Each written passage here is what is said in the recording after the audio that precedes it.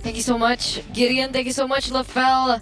As we're going straight into it, don't forget these players are live in Jakarta, Indonesia. Yes, The Leo. Tennis Indoor Senayan. Jakarta. Jakarta, Indonesia. Match point once again as Bigatron have been able to prolong this series to a fourth game. But the remaining question is, with Falcons picking up heroes like the Faramis, like the Badang, will they be able to finally close out what should have been theirs in the first place? Well, ladies and gentlemen, we shall see. Will it be a 2-2 equalizer, or will it be Team Falcon shutting down the dreams of the Bigot Troopers and Bigatron Esports with a 3-1 victory as we dive into the Lanadon for Game 4? Because now it's a big question. Bigatron Esports were able to find so much success in game number 3 because of comfort. Is this comfort that we're seeing now for BTR? Light on the Kalia, Moreno on the Jushin. I guess we'll have to see. Already some aggression coming through from Team Falcons. They are going to be able to get their hands on the Lethal Wanderer as Kyle TZ back onto the Suyo. To answer your question, I think it's some comfort for Bigatron. Not entirely fully a comfort comp like we did see in game number 3, but they got some, right? Annabelle still on the Hayabusa, Luke on the Edith, and also Mr. Iman on the Moskov. Emblems, nothing too crazy here. Kyle TZ again has gone for the Impure Rage on the Suyo. So knowing Bigatron are very, very sustainable, would love to just have that additional sustain with the Suyo. Especially with Few as well, right? An additional layer of health for them, essentially. And it comes down to the old shenanigans of Hayabusa and Faramis. Is Faramis the counter towards Hayabusa, or is Hayabusa the counter to Faramis? I think at this point, we're not really thinking about the Hayabusa Faramis, but the Faramis up against this composition, right? Because yes, maybe you can counter the Hayabusa, that matchup could still come into play, but there's just so much CC from BTR. Mainly, I'm thinking about Luke getting a comfort pick and now getting so much value on top of that comfort pick because of the Faramis pick. That makes sense. These team fights have to be on point by Team Falcons. If they engage in team fights at all, right, technically they can still go for a pick-off kind of composition with Ogun on the the Badang. But now we are going to be centering around this turtle. Annabelle level 5, Kyle TZ also level 5. Picking up Flap TZ in the back, there's Light jumps in onto Few. Annabelle going to be zoned away by Flap TZ. Still going to be an all-in, almost a pin down coming down as Kyle TZ secures the neutral objective. Now BTR looking to disengage the Crimson Beacon and the Primal Wrath. First turtle to Team Falcons. Okay, still going to be able to pick that up. Level 4 will be telling later on. Super Marco already dealing some damage onto Iman.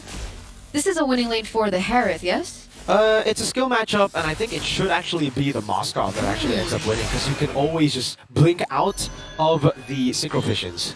Okay, but right now it looks like Super Marco's having a good time in the gold lane. Meanwhile, Annabelle going to be picking up that Lethal Wanderer back into their arsenal. And it looks like things are going a little slower than it was before, right? Team Falcons have a little bit of a gold lead, but it still can shift either way. It's very different to game number 3, where we saw Moreno just dictate the entire pace of the game with the Selena. Now he needs to respect his opponents, because he can't just land mid-map. Ooh, like to be caught, able to flicker out Luke. All alone, Primal Wrath won't save him here. He will deal a little bit more damage, as now it's that Nether Realm that comes in. Annabelle taken low. A Blade Surge coming out. Annabelle running away. Open! One punch over with the flicker. Shadow kill from Annabelle! Oh, it's a big mistake from Annabelle. It did not follow through. And now Team Falcons have that 1.3k gold lead. Yeah, Shadow Kill onto the minion. Wait, that's a boom-a-la-boom. Yeah, Tsunami Slam, Flap TZ taking down Moreno, picking up the kill. Another one as Iman lands the SOD from downtown. Okay, 2-for-1 trade there. Annabelle gets taken down, but Team Falcons were, punished as well, right? Flap TZ and Ogun both go down. Luckily, it was on their, essentially frontliners, so it's not as bad. As we take a look into the instant replay. Boo, what great spacing from Ogwen too. He knew what was coming as he saw the red tree. He just walked away and knew, alright, you're gonna tap that thing and you're gonna get that green camp. It sucks. And Ogwen, he literally just walked out of it. I mean, poor green cap, man. You're thinking of Annabelle, I'm thinking of green cap. He did nothing. That's and true. He got killed by Shadow Kill. That's like Chidori 9 times if you see the new skin. It sucks. It sucks. It sucks. But again, both these teams on the next neutral objective. This time, though, Kyle TZ has a level ahead of Annabelle. Let's see if that plays into account here. Yeah, that's gonna be very tough to walk in. Kyle, Soul Sever, and the Red Tree. Luke pinned down. They're all gonna be all hitting over to Luke. No Primal Wrath available. Team Falcons 1,800 gold lead now. Okay. Team Falcons looking for a little bit more as well. And it's intelligent, right? Because when we were thinking about Few and his ultimate, they've been utilizing it really well. They're waiting for the resources. Wait a second though, Moreno's not waiting. Uh-oh, pinned down again. Annabelle unable to go for it. Moreno gonna be caught in the bad spot there. Light walks in, but Flapteezy just flickers out of it. Now, possible re-engage. Tsunami Slam coming down, but something onto Flapteezy as Luke walks up with the Earth Shatter. Nether Realm coming down too. Luke, does he have the Primal Wrath? Does he want to utilize it? Seems like it's just going to be a disengage, and Super Marco will be able to take a turret down below with no trades available. Annabelle walks back up, pops into Red Tree, and the Shadow kill Luke! 3-man Earth Shatter. Instant Purify from Few as Kyle is able to escape. Now Zeman walks back up against Ogwin. Pinned down one more time. Spirit of Misery, and Zeman picks another up. Super Marco coming in for the clean out. Zeman force Moreno taken down. No way. Another one for Marco as he looks for Eman. Few gets a shutdown. Annabelle unable to get the kill. Only just a shutdown onto Few. 4 for 2. In 5 seconds, Super Marco went 2-0-3. Really, really good timing as he came back for the cleanup.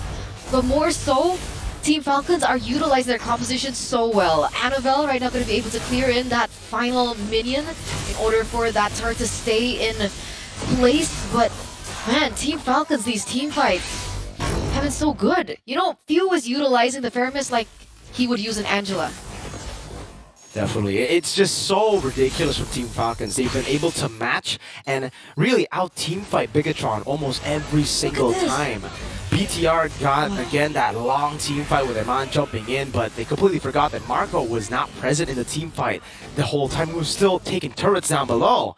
Him getting those shutdowns and those kills in general is going to be quite massive because he's already 1,000 gold ahead of Eman now. Because initially it was really bad for Team Falcons because they wasted all their resources. And then it was bad for Bigatron because their resources were out. That's why the entry point for Super Marco was just so clean. And Team Falcons was able to get ahead. And now they have a turtle as well, an additional one for them to kind of utilize. And 2,500 is how much economy they have over the red robots. I was looking for a play there. Bigatron do get a trade for that turtle, but it's only a turret up top. Moskov. Love to see the items right now to see how far Eman is from the item Power Spike. Is this updated? I think so. So Holy Crystal, right? Next. Holy Crystal for Super Marco, and that's going to be a tremendous Power Spike. Because he has Purify. He's been able to dodge away. Oh, hold up. Annabelle. Bottom lane, look for the clear. Won't be able to do so. 3 members down below.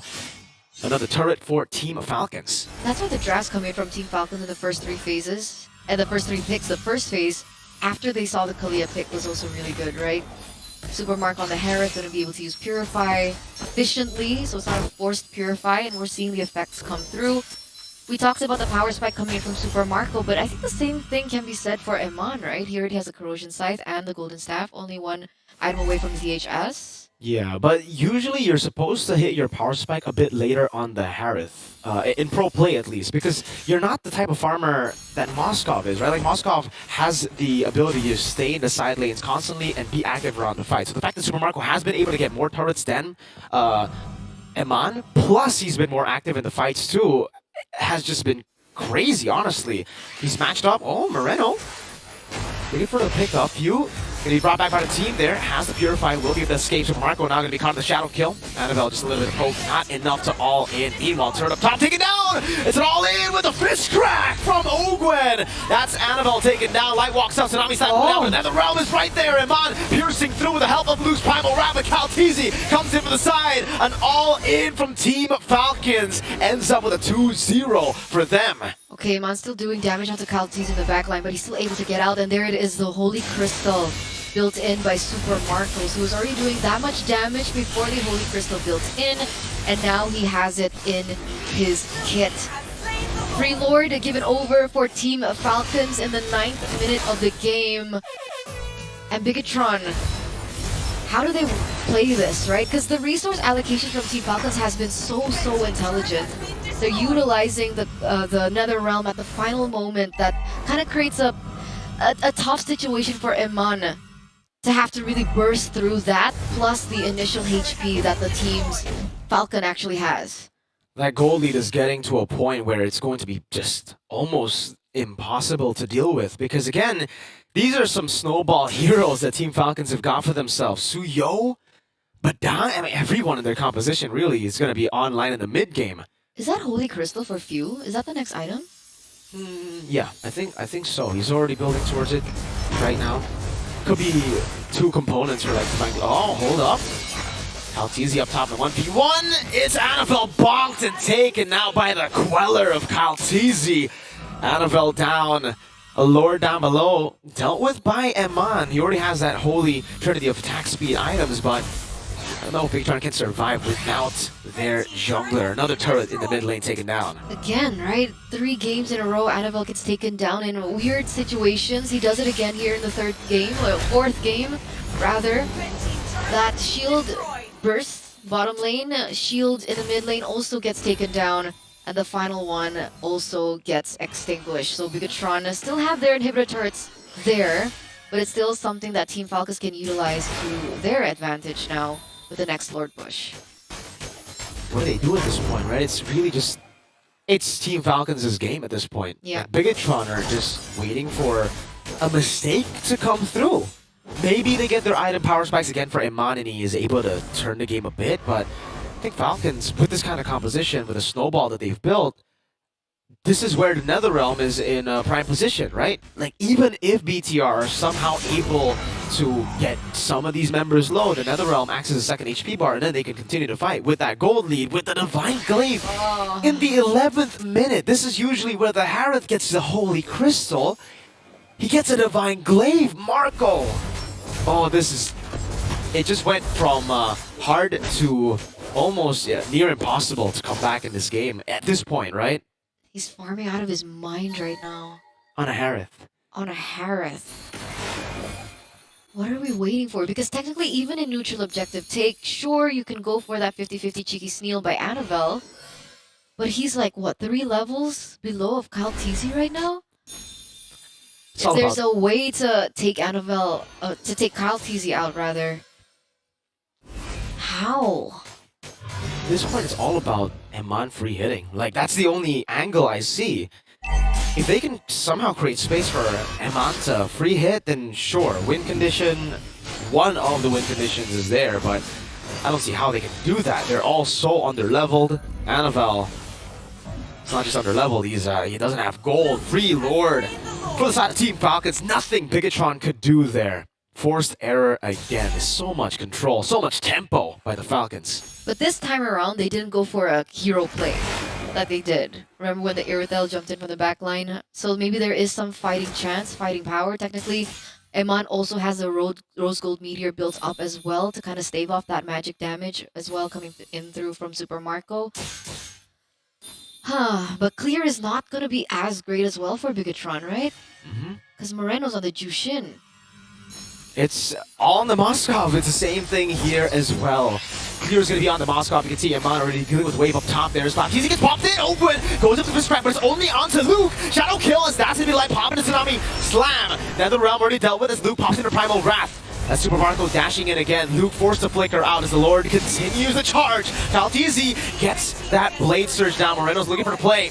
Won't be able to find it. Lord in the bottom lane, marching into the base. That's Kyle over to Annabelle, who's going to be taken down. Light walks up, flickers out, back to safety. Base is open. The cannon is dealt with. Again, Eman sliced. Blinking out. Wave up top. Another one. Concentrated energy for Marco. Okay, there's still a wave marching down in the top lane. You're going to get that turret as well. Annabelle is down for 20 seconds. Can the rest of the Bigatron members defend this? They're looking to clear the way so far. Blade Surge! Luke able to flicker out the safety. Fist crack there. Super Marco on the base. The minions are all crashing down. Even with the Primal Wrath, it is all over for Bigatron Esports as Team Falcons fly past this stage to the semifinals. And that's GG well played for Team Falcons.